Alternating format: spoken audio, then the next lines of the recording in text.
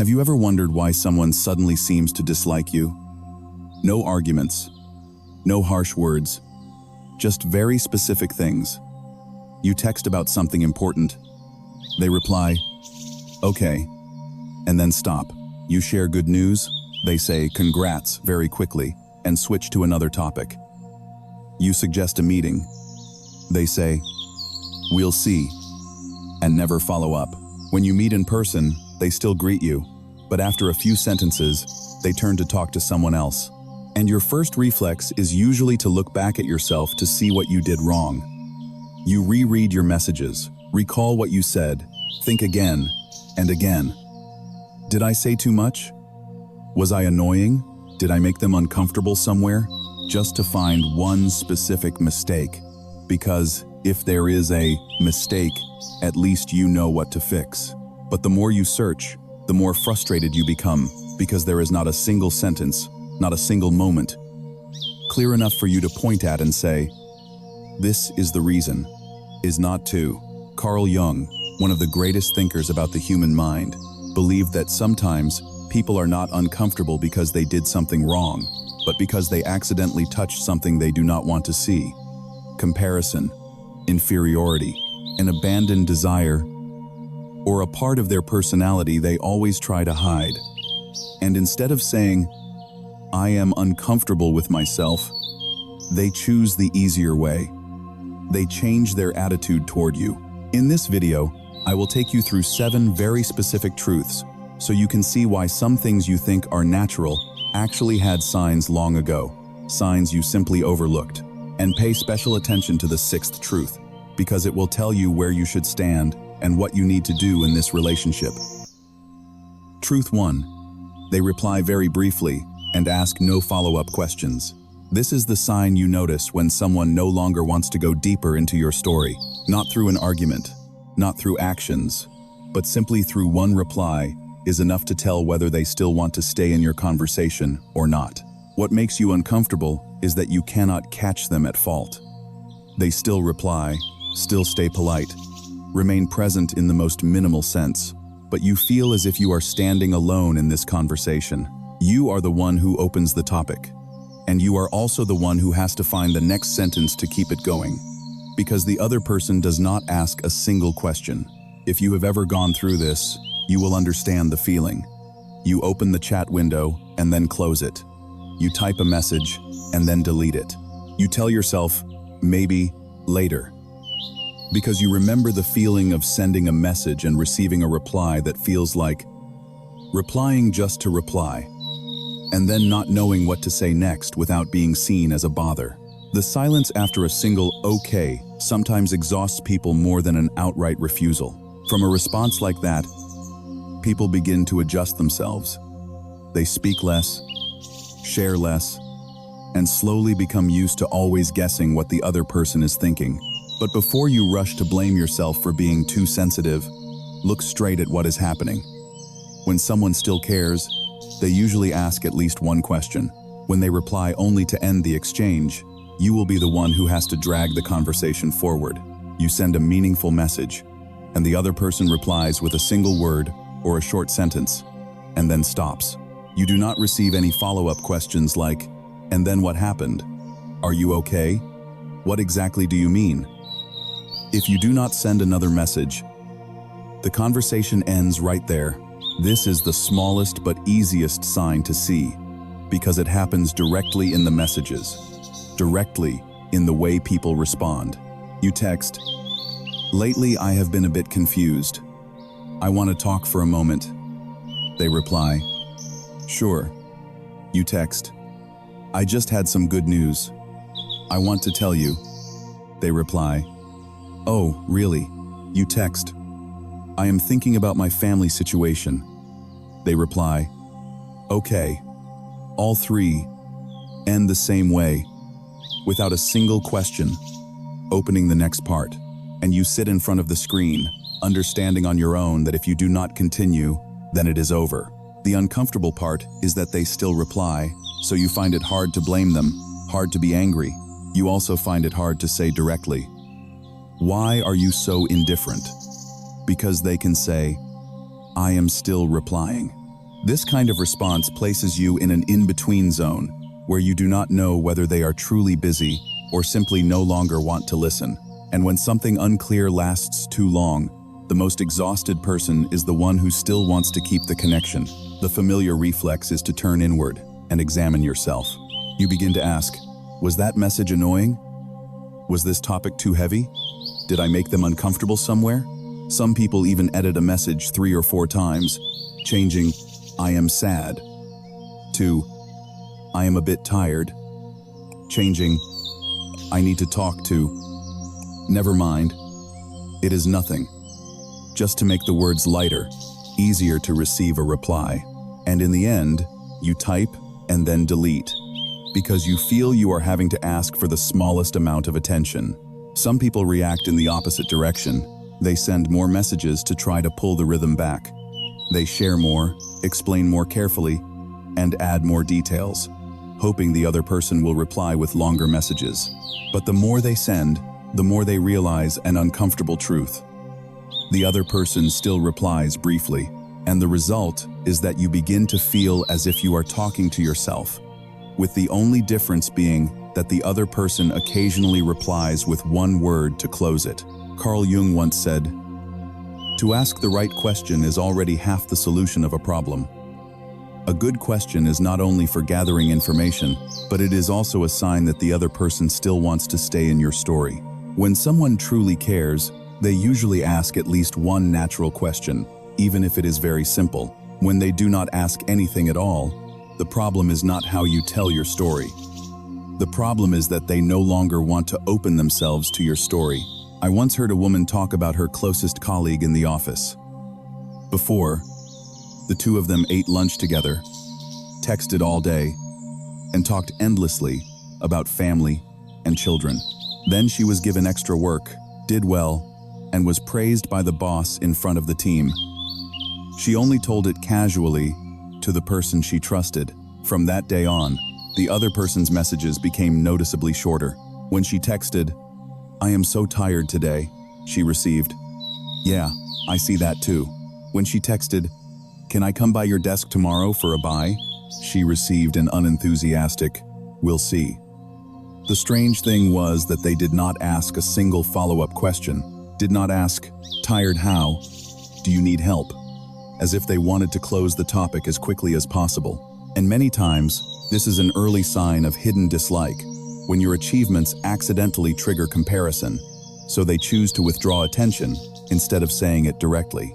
Short replies are not always bad. Some people are truly busy, some are driving, and some are in meetings. The problem is when it repeats, and when it happens precisely at moments when you are sharing something emotional, something that needs to be heard. You share good news and receive one word. You share sadness and receive one word. You share something important and receive one word. When one pattern becomes a habit, you no longer need to guess. You only need to look at the frequency. What traps many people is that they find excuses for the other person. They must be busy. They must be tired. They probably do not know what to say. Then you do the rest yourself, sending more messages, explaining more, sharing more, to avoid awkwardness, to smooth things out. You send more messages to save the conversation. But in the end, you realize you are having to beg for a decent reply. Are you the one who always starts the conversation first? If you see yourself somewhere in this situation, that is not a weakness. It is a sign that you are in a connection where the rhythm of care no longer comes from the other side. You do not need anger to acknowledge this truth. You also do not need to cling to the conversation by sending more, explaining more, and then overthinking again. When someone replies briefly and asks nothing more, you can simply take that as clear information about how much they want to participate in your story. What you need to keep is your self-respect in the way you stop. You have said enough. You have given them the chance to respond properly. If they still choose to reply that way, you also choose to stop at the right moment, so your care does not turn into something you must beg for. When you understand this, you also stop overthinking your own worth just because of that one conversation. Most importantly, you begin to place clarity above effort. You do not need to turn yourself into someone who must beg for a proper reply. You only need to look directly at how they respond to know where you should place your emotions. Someone who still cares will usually ask at least one question.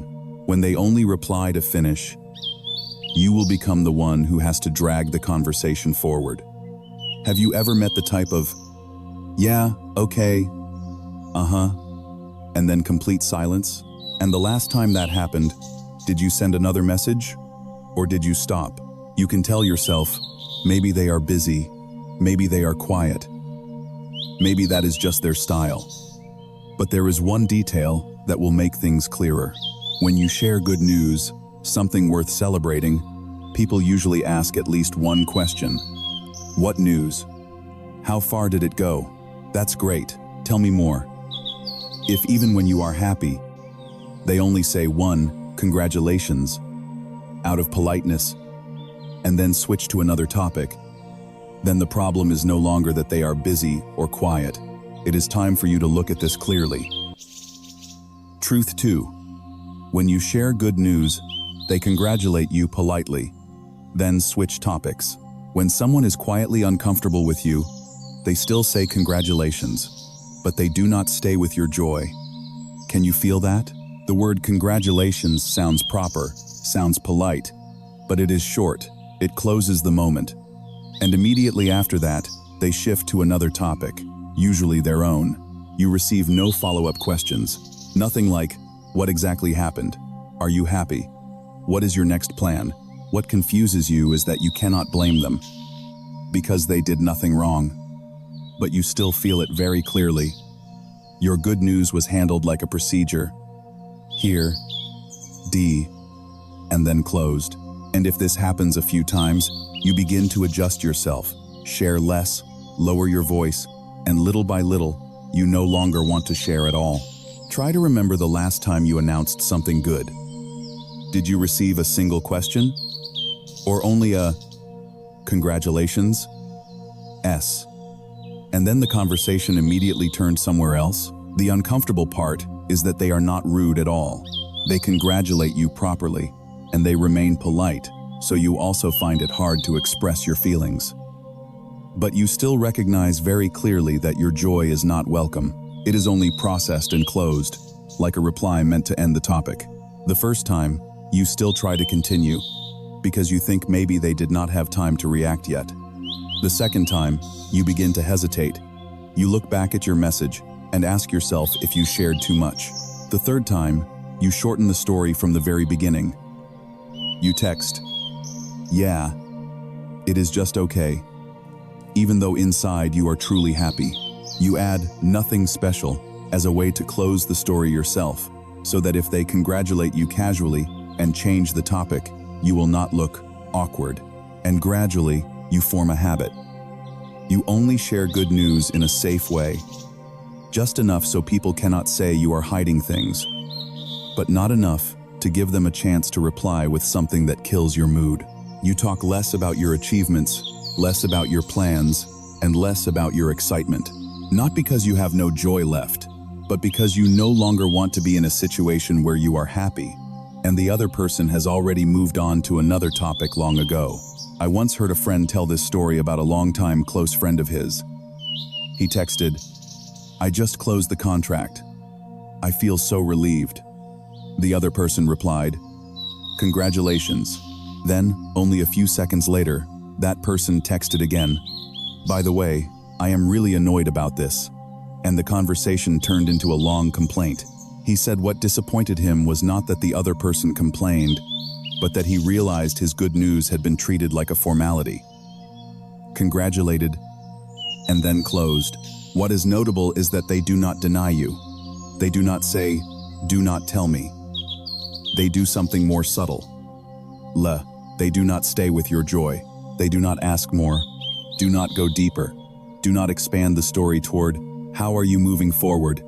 But turn the direction toward what they want to talk about, and never mention again what you just shared.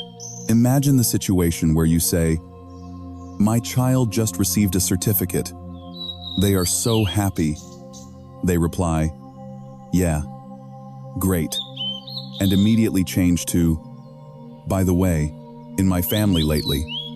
The words sound polite, but the rhythm of the response shows they want to close your topic quickly. When great comes together with an immediate change of subject, it does not mean you are bothering them. It only means the other person does not want to stay with your joy, because if they stayed, they would have to listen more, ask more, celebrate more sincerely, and that easily pulls up something uncomfortable in them: comparison, envy, or the feeling that they themselves are not okay. Carl Jung said, "Do not compare, do not measure. No other way is like yours." You do not need to measure the value of your joy through other people's reactions. If you did well, if you moved forward, that is real.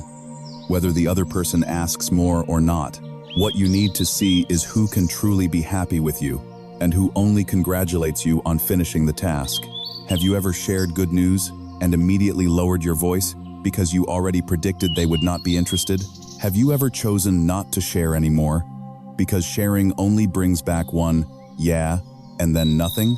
Have you ever noticed that since you started doing better, some familiar people talk with you less, more briefly, and change topics more often? If you see yourself somewhere in these thoughts, trust that feeling. It has a reason. After all this, you should stop sharing good news with people who always reply with "congratulations" and then change the topic immediately. You do not need to cut them off. You only need to choose the right person to share with. Before sharing, ask yourself 2 questions. Does this person usually ask about me? Does this person rejoice with me or pull the conversation back to themselves? Just those 2 questions are enough to help you place your joy in the right place. Share it with someone who truly wants to hear it, instead of sharing in the wrong place and making yourself lose enthusiasm. If you still have to speak because they are family, colleagues, or you do not want to create distance, you can keep the story at an informational level. You say one short sentence and stop. "Yeah, I just finished that project. Yeah, my child received a certificate. Yeah, my health is better now." You do not need to add details if the other person does not ask. This way of stopping helps you avoid pulling your joy into a place with no response. Why should you do this? Because sharing good news with the wrong person creates a very bad reflex. The first time you feel disappointed, the second time you begin to hesitate, the third time you suppress your joy before even sharing, and gradually you form a habit. Even when you have good news, you keep it to yourself. Even when you succeed, you stay silent because you fear the feeling of being brushed aside. When this lasts, what you lose is not only a conversation, what you lose is the feeling of being recognized. You begin to treat your own efforts as small, because every time you open your mouth, you see that the other person does not want to listen. You do not need praise. You only need one sincere question, but you do not receive it. So you pull yourself back for safety. But when you change the way you share, the result is very different. You tell the right person, your joy is welcomed, and the story is not cut short. You do not have to lower your voice. Do not have to add an early ending. You do not have to sit and guess, did I say too much? More importantly, you see clearly which relationships can still walk with you, and which relationships are only present when you are sad, but disappear when you take a step forward. If someone cannot be happy when you succeed, that is not your fault. Sometimes, you need to stop sharing to protect your peace. But in the long run, you need to choose carefully who truly walks with you, and who only stands nearby to compare and measure. Truth 3. They joke, but the joke leaves you not knowing how to respond. Some jokes sound playful, but the moment you hear them, you know you have just been touched in a very uncomfortable place. They are said with laughter. So if you react, you are easily seen as making a big deal out of it. But if you stay silent, you feel as if you have been placed in a position where you must endure it.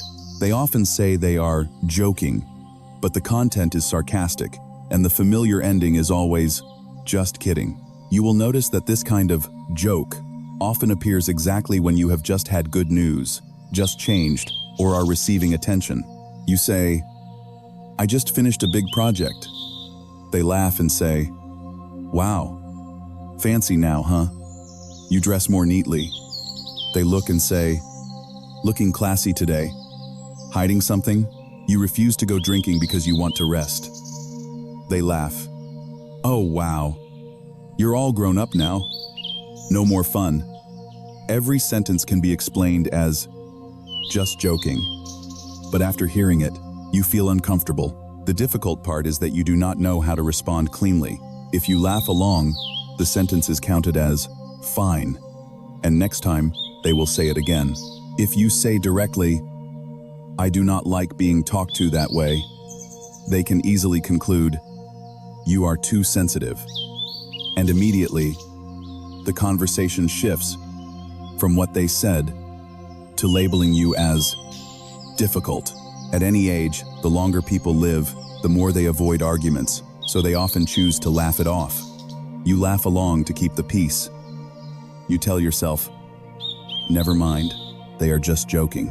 But what is worth noticing is that this kind of joke rarely falls on neutral topics. It often aims exactly at the point where you have just changed, just moved forward, or just tried to do something good for yourself.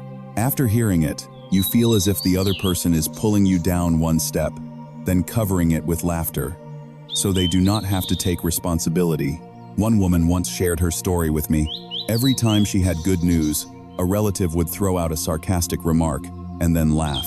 "She changed to a better job," the person said. "Wow, you're doing great now. Probably forgot your family already." "She took better care of her health and looked neater," the person said. "So young now. Careful people think you're still chasing fun." She told me she was not angry because of the words themselves. She was angry because she was being turned into a joke every time she tried to live a little better. Those sentences, on the surface, sound like teasing, but the ending is always the same. They say it, laugh, and if you feel uncomfortable, they say, "Just kidding." From that moment on, the problem is no longer the sentence itself, but the feeling you are left carrying. The speaker considers the matter finished, while you take that discomfort home with you. Carl Jung said, "Everything that irritates us about others can lead us to an understanding of ourselves." Your discomfort is not unreasonable. It is telling you that a boundary has just been crossed. You do not need to argue. You only need to see that boundary clearly. So next time you know what to say and where to stop. Have you ever laughed along, even though inside you thought, "That sentence feels uncomfortable"? Have you ever stayed silent because you thought, "If I say something back, they will say I am difficult"? If you recognize yourself in those questions, you are dealing with a communication habit that is pushing you into a position where you must endure, while they get to keep speaking as if nothing happened. If this is the first time, you can let it go. But if this is the third time, you need to begin asking yourself whether they are doing it intentionally in a way you cannot accuse them of. What should you do now? You do not need to argue. You do not need to explain at length. You only need one short sentence, said calmly, without raising your voice, without debating. That sentence is not nice. Do not say it like that again. Or, do not bring that topic up as a joke. After that, you change the subject. If the other person keeps going, you end the conversation. You can say, "I'll stop here," and leave, or hang up the phone. This is a small action, but very effective, because it blocks exactly the place they like to use to pull you into the line. Just kidding. Why are you so tense? You do not need to argue about right or wrong. You only need to let them know you are not okay with that way of speaking. And from their reaction after that stopping sentence, you will clearly see what kind of relationship this is. If they know how to stop, know how to apologize, and know how to change the way they speak, it means they still respect you. If they continue to be sarcastic or turn around and call you difficult or too sensitive, it means they want to keep the right to speak without taking responsibility. At that point, you will know how much distance you should keep from people like that. If you always laugh it off, the other person will understand that this way of speaking is allowed. They will continue. Exactly when you have good news. when you change, or when you do something for yourself, the result is that you share less and less, express less and less, and say fewer honest things. They do not forbid you from speaking. You stop speaking yourself because you are afraid of meeting that sarcastic feeling again. When you place a clear stopping line, the result is different. You no longer have to sit and replay in your head whether you should react or not. The other person also knows the limit when speaking with you. And if they still try to be sarcastic, you will clearly see that the problem lies in their attitude, not in you being difficult. Have you ever met someone who makes you uncomfortable like this? If so, what topic do they usually joke about? Money, work, appearance, or family? No matter what the topic is, notice one very clear point. After each joke, do you find yourself speaking less, forcing a smile, or beginning to avoid mentioning that exact topic? If a joke makes you dodge away, then you know very clearly it has crossed the boundary of a healthy conversation. Truth 4. When you say no, they stop talking about the request and start talking about who you are. In a relationship, there is a moment when you say no. You do not offend anyone. You simply refuse a specific request because it is inconvenient, unsuitable, or you want to keep your time for yourself. And you think the story will stop there because no is a normal answer. But then you notice a type of reaction that immediately makes you uneasy. The other person does not ask further about the thing you just refused. They do not discuss another option, do not ask for your reason, and do not look for an alternative. Instead, they start talking about you in ways like, lately you, now you have changed. From the second you say no, the conversation is twisted in another direction. You think you are refusing a task, but the other person makes you feel as if you have just rejected them entirely. And when you begin to feel guilty, you are very likely to pull back your no and turn it into, maybe I'll try. If you have ever fallen into this state, you will clearly feel how exhausting it is. You are not wrong, yet you still have to stand there explaining yourself. You do not want tension, but you are pulled into a conversation about personality and loyalty. And this is the moment you need to listen very carefully, to know where you are being dragged and where you should stop. I once encountered a similar situation at work. A colleague I was fairly close to texted me, "Can you stay late this afternoon to help me? I'm stuck." I answered very clearly, "I have to leave on time today. I can't stay." I thought the story ended there because I only refused one specific task, but they did not continue talking about the work. They texted back, "Lately, you've become very rational." Huh. The next day in the hallway, they laughed. "You're different now. You used to be easygoing." At that moment, I saw clearly that the problem was no longer about staying late or not, but that they wanted me to feel guilty for saying no. In reality, they are not responding to what you just said. You refuse a task, they react to your character. They drag the conversation toward a conclusion about who you are. Like, you've changed, you're selfish, you're sensitive, you're difficult. When a dialogue shifts like this, the goal is usually not to understand why you refused, but to create pressure so you will take your refusal back. This way of speaking makes it feel as if you have just done something morally wrong, when you are only choosing a very normal boundary. You will notice this kind of speech makes you immediately awkward, because you are talking about a task, while they are talking about you. If you explain, you are pulled into defending yourself. If you stay silent, a label is hung over your head. And many people, because they do not want to be seen as difficult, choose the familiar way, turning no into yes. You nod to finish it, then go home angry because you know you just agreed to something you did not want. Have you ever fallen into a situation like this? Someone asks you to contribute money, gifts, or time, and you refuse because you already have your own plans. Instead of saying, "Okay," they turn around and say, "Wow, you're very calculating now." Hearing a sentence like that, many people immediately feel a sting. You start explaining, "That's not it. I'm just stuck. This week, I'm busy. I have other things to take care of. The more you talk, the more material they have to hold on to, and the farther the story drifts from the original issue. You think you are clarifying the problem, but in reality, you are being pulled into an emotional negotiation. You are trying to prove that you are still good, still loyal, still unchanged. While your original refusal was already clear enough, you are not available.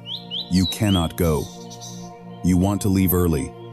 You do not want to discuss that matter. That is all. Carl Jung once said, "One does not become enlightened by imagining figures of light, but by making the darkness conscious." Darkness here does not mean someone is evil. Darkness is the hidden motive behind the labeling. Sometimes it is a habit of control. Sometimes a fear of being rejected. Sometimes a feeling of losing influence. When you see that motive, you are less easily pulled by the sentence, "You've changed." Ivwerg, have you ever said no, then a few seconds later said, "Maybe I'll try," because you were afraid of hearing, "You're different lately"? Have you ever explained at length, only to hear them conclude, "You're difficult"? If yes, you are hitting the core point. They no longer want to discuss the task. They want you to feel guilty so you will change your mind. It sounds like teasing, but the feeling left inside you is that you just did something wrong, even though you only said no in a very normal way. And then you begin to change your behavior. You speak less to avoid being noticed. You explain more so people won't misunderstand. You even turn no into "maybe I'll try," just to end the conversation, just to avoid hearing more labels that make you feel guilty. You do not lose money or time immediately. You slowly lose the right to refuse gently. Refusing is an action. Labeling is a redirection. A person who respects you will respond appropriately. A person who wants to pressure you will talk about who you are, so you doubt yourself and take your no back. And if you are beginning to see yourself explaining too much, softening excessively, apologizing for a very reasonable decision, give yourself the right to ask one clear question. Am I being respected, or am I being pushed to change my mind through guilt? When they move from the request you refused to who you are, the goal is usually not to understand you. The goal is to make you change your mind. And when you see that point clearly, you will be less dragged into guilt every time you say no. Before we move on to truth number 5, we would like to thank you for accompanying us through the first half of this video. In every moment, we can learn and grow. And having you here, listening and reflecting with us, is a great gift that I cherish every minute.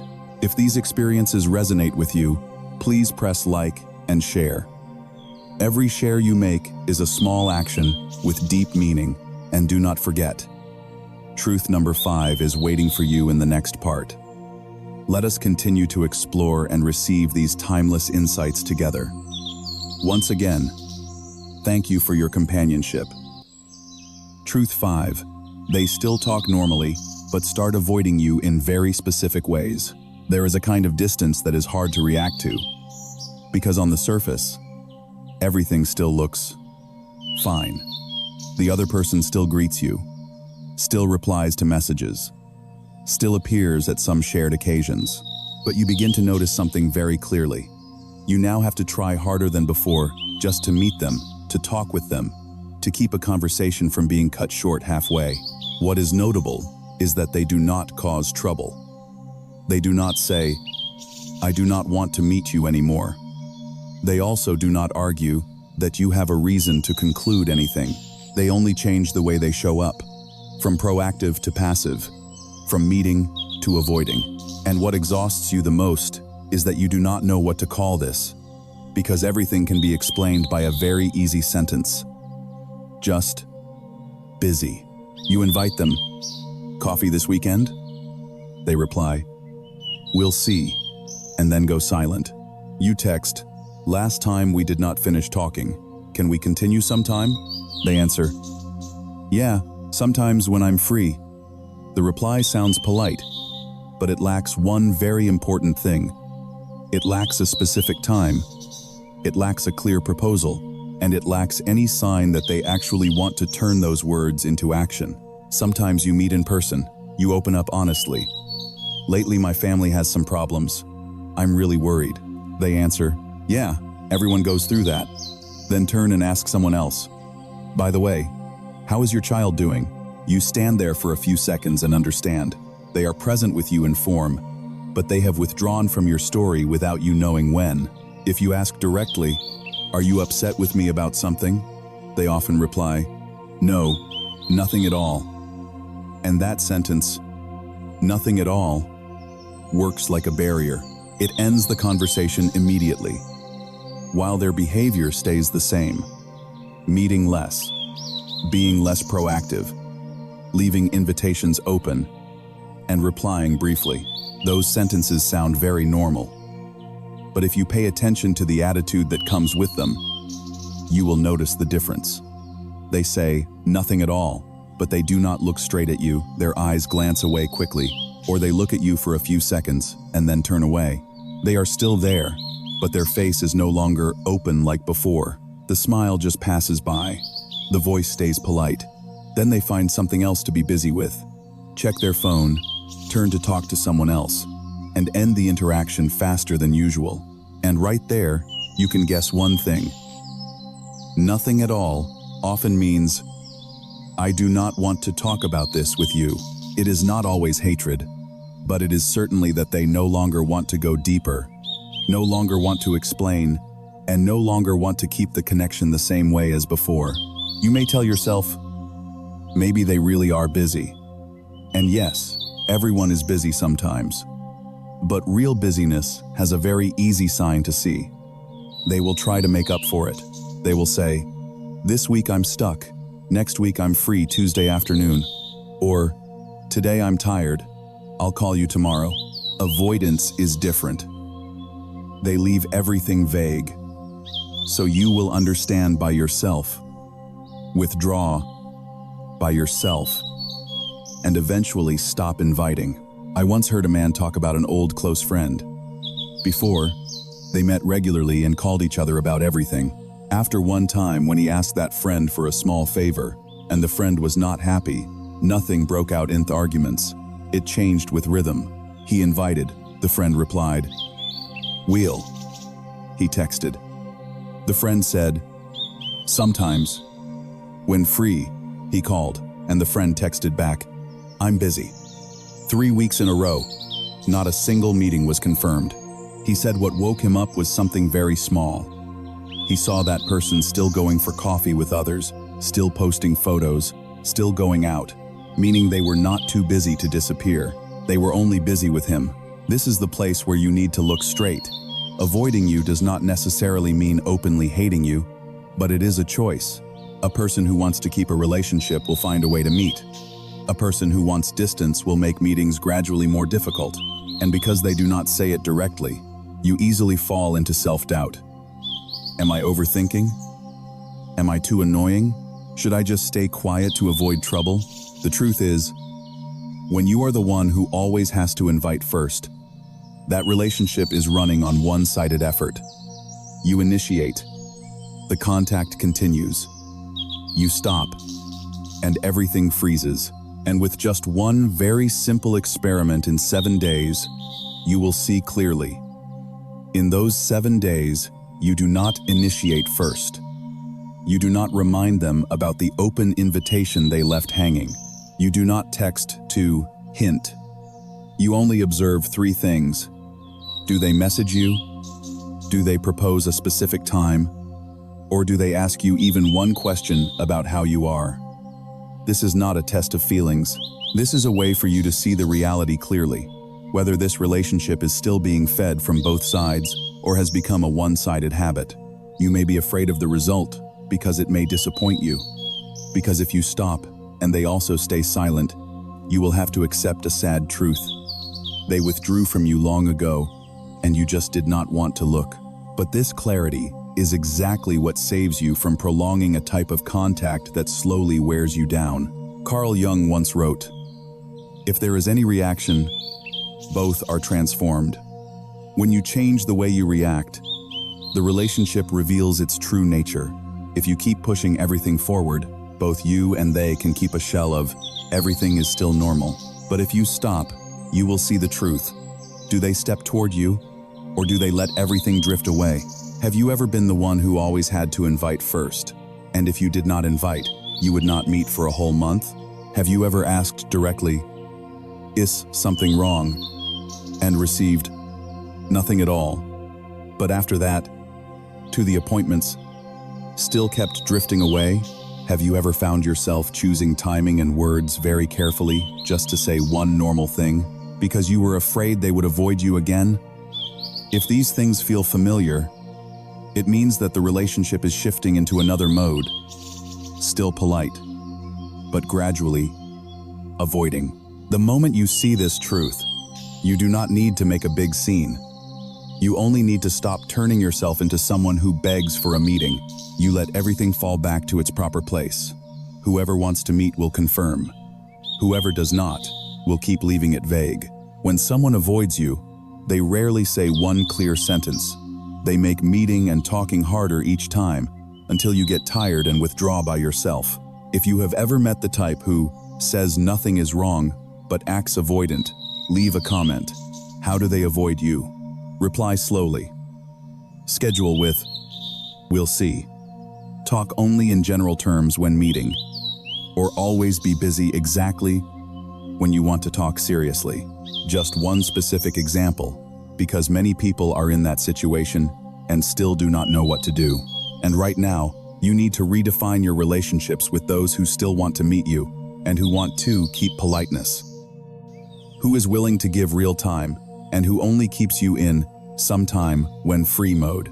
When you can distinguish those two groups, you will wait less, imagine less, and most importantly, you will know where to place your emotions so you do not exhaust yourself further. Join the conversation in our comment section. Recently, have you encountered a situation like this? We would truly love to hear your story. Truth 6. Silent envy, the most dangerous kind of hostility. If someone avoids you by meeting less, replying less, or scheduling with, "We'll see," and then disappearing, that is only the easier layer to notice. But then you may encounter a deeper, more uncomfortable layer, because they are still there, still polite, yet you feel as if the response has been quietly taken away from you. That layer is envy. Silent envy is the kind of discomfort that disorients you, because on the surface, everything still looks proper. They still greet you, still reply, and remain polite. But from a certain point on, when you have good news or make progress, you notice they respond as if they want to close the topic as quickly as possible. You recognize it through one very simple detail. They do not ask any follow-up questions. You say something worth celebrating. They reply with a closing sentence. You share a step forward, they say, "Yeah," and then change the subject. And if you stop talking, the conversation also stops, because they have no intention of expanding it. Imagine a situation where you text someone familiar, "I just got a raise. Such a relief." The reply comes back, "Yeah, that is all. No, how much? No, that's great. No, you deserve it. No, we should celebrate." You look at the screen and understand immediately that, if you continue, you will only be telling the story to yourself. Or you say, "My child got into the school they wanted. They're so happy." They reply, "Congratulations."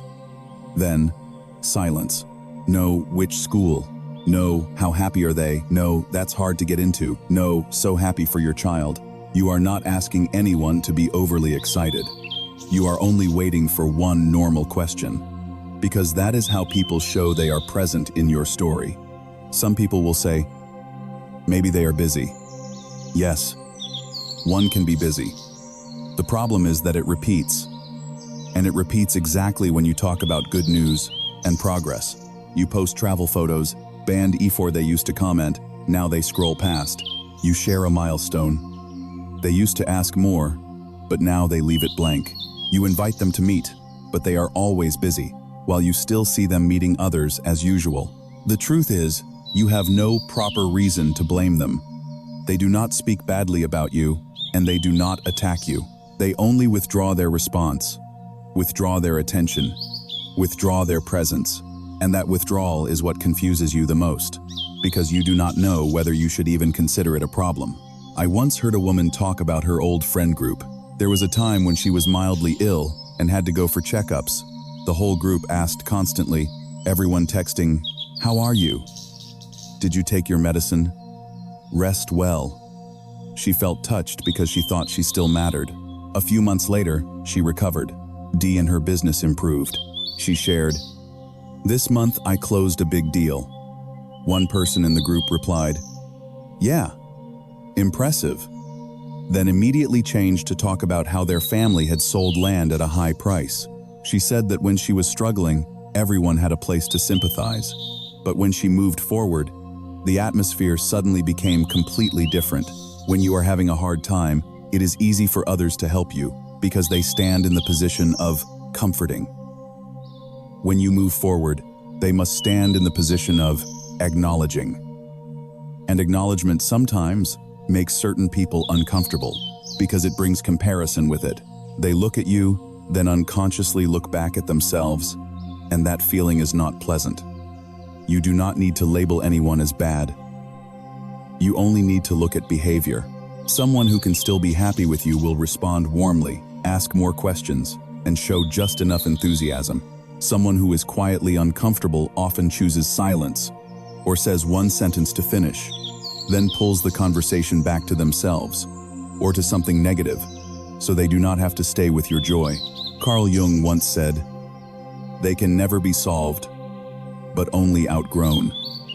There are tensions in relationships that you cannot solve with a conversation or an explanation.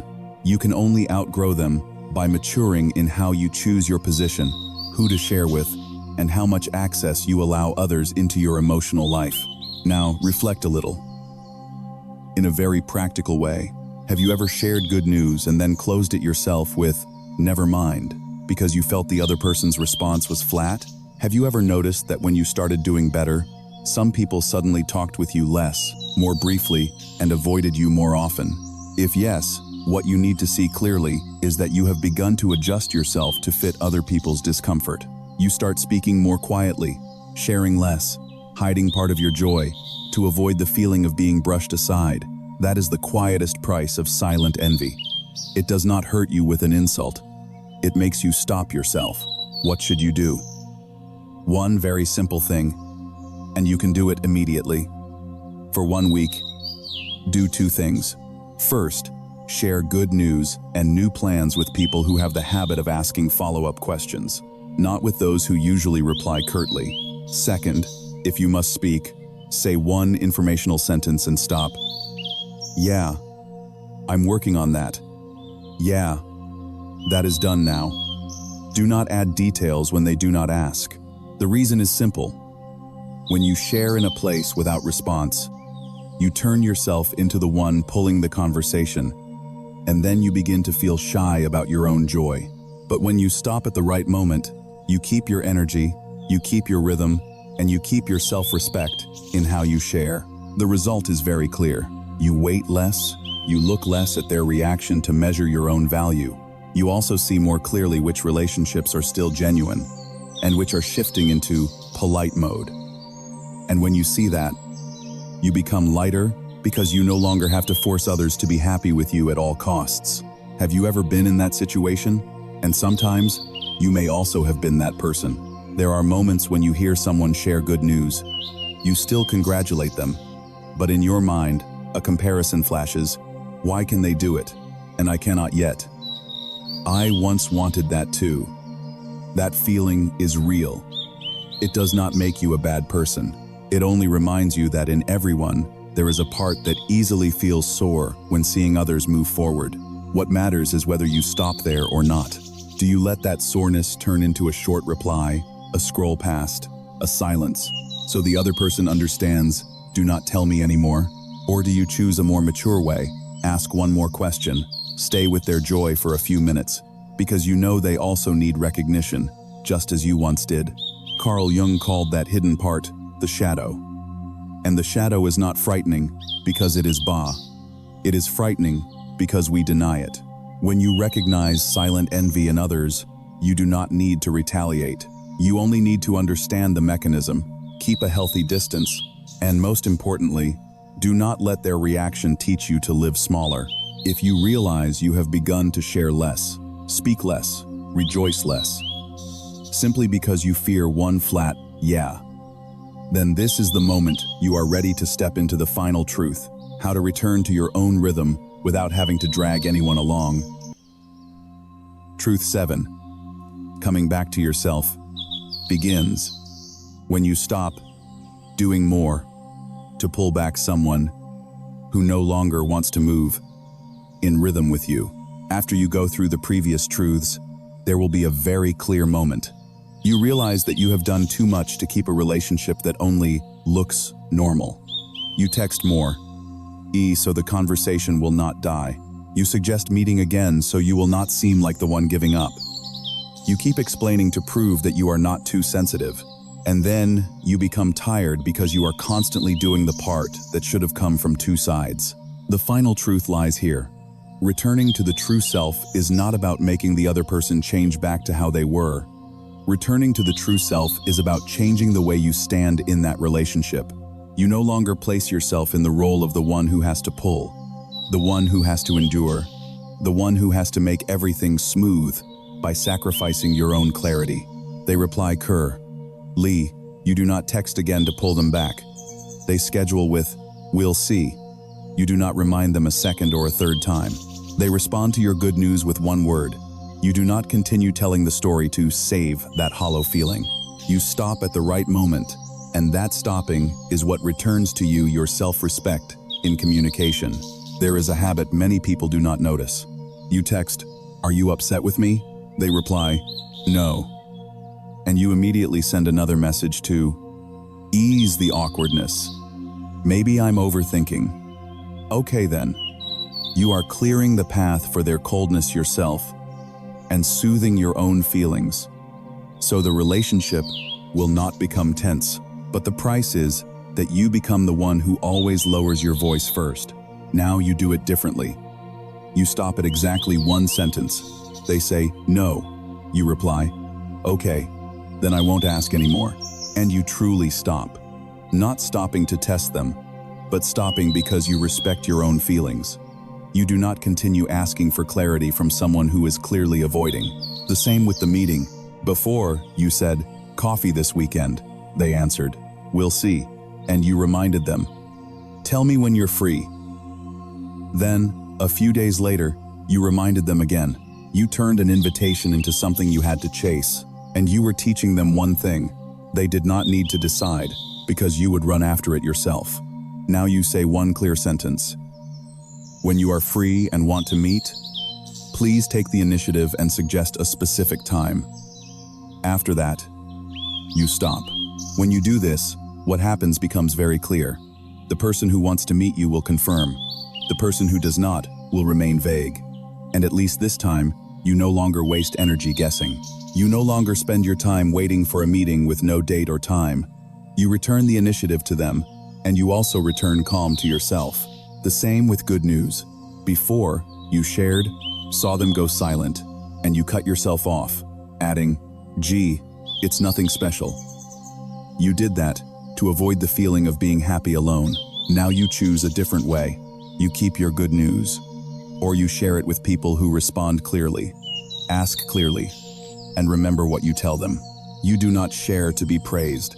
You share to be in a real conversation. In an interview, Heather Graham said that she had stopped contacting her parents a long time ago because that relationship made her live in constant feelings of being controlled, judged, and forced to be good according to their mold. She also said directly that she used to be a people pleaser, always trying to make everything smooth, but then realized the more she tried, the more she lost herself. What she did was not retaliation. She simply stopped explaining, stopped trying to persuade, chose an independent life, and redefined herself. And she turned that experience into a film about chosen family, family you choose. instead of continuing to endure just to keep the word family intact. Carl Jung once said, "Who looks outside, dreams. Who looks inside, awakes." When you keep looking outward to measure other people's reactions, you live in a state of waiting and imagining. When you turn inward, you wake up to one simple thing: what you are trying to hold on to and why you have to try so hard. Look at yourself very honestly. How are you keeping this relationship alive? Texting first, enduring first, apologizing first, or cutting your own story short first? Are you weighing every word before texting because you fear they will reply curtly again? Are you avoiding important topics because you fear a lukewarm response will ruin your mood? If you stop doing those things, what will be revealed? Will they take the initiative again, or will everything go silent? You may fear the answer, but the truth is that silence has already been there before you were just filling it in by doing extra. When you stop doing extra, you finally see the real state. Stop texting again after a curt reply. Stop explaining at length after you have already said no. Stop rescheduling many times when they do not confirm a time. This is not an attitude. This is how you keep boundaries, so you are not pulled around by ambiguity.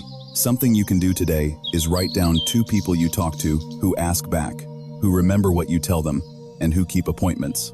Choose a short sentence to stop at the right moment. I'm not available. I want to keep this private. I'll stop here. With people who usually reply just to finish, you only talk about what is necessary. You do not add personal stories and then feel disappointed again. When you constantly do extra to keep a relationship, you get used to placing peace above respect for yourself. You get used to lowering your voice so others feel comfortable. And gradually, you not only avoid conflict, but you also avoid your own true needs. The result comes very quickly. You feel less pulled around each day. You guess less. Check reactions less. You chase fewer shallow conversations. You also begin to see which relationships can continue because they respond, and which should be left alone because they only exist when you do more than your share. Returning to the true self is not about making someone treat you well again. Returning to the true self is about stopping the behaviors that make you lower yourself just to keep things looking fine. When you stand in the right place, you will feel lighter because you no longer have to pull a relationship alone. If you have made it this far, you have just walked through 7 very specific truths. Not so that you will doubt anyone, but so that you will stop doubting yourself. Try asking yourself one very clear question. Among these 7 truths, which one do you encounter the most? And which one has made you change yourself the most? And if you have seen yourself somewhere in these 7 truths, please remember one thing. You are not too sensitive, and you have not done something wrong just because you noticed a change. You are simply beginning to see more clearly who is still truly staying, who is only keeping politeness, and when it is time for you to stop to protect yourself. Carl Jung once said, "Where love reigns, there is no will to power. And where the will to power is paramount, love is lacking.